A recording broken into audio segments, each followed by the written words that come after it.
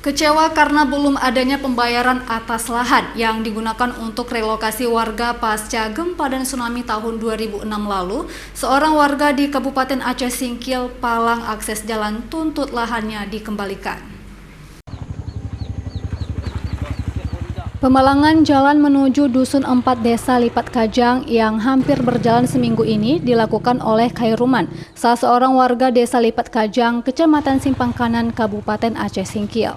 Ia mengaku sengaja memalang jalan dikarenakan sampai saat ini belum menerima uang ganti rugi dari Panitia Pengadaan Tanah Pembangunan Perumahan Korban Gempa Kabupaten Aceh Singkil pada tahun 2006 lalu.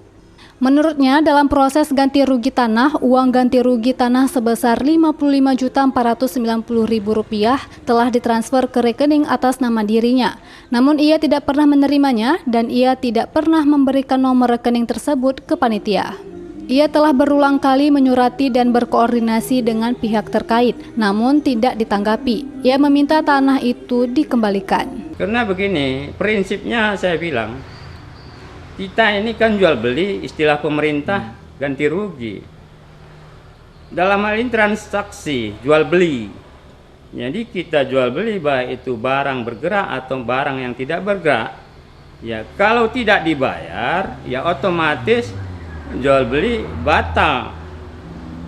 Jadi ya jelasnya barang saya, hak saya tanah tersebut ya kembali kepada saya. Akibat pemalangan akses jalan ini, sejumlah kendaraan roda 4 tidak bisa melewati jalan utama dan terpaksa harus memutar balik dengan jarak yang lebih jauh.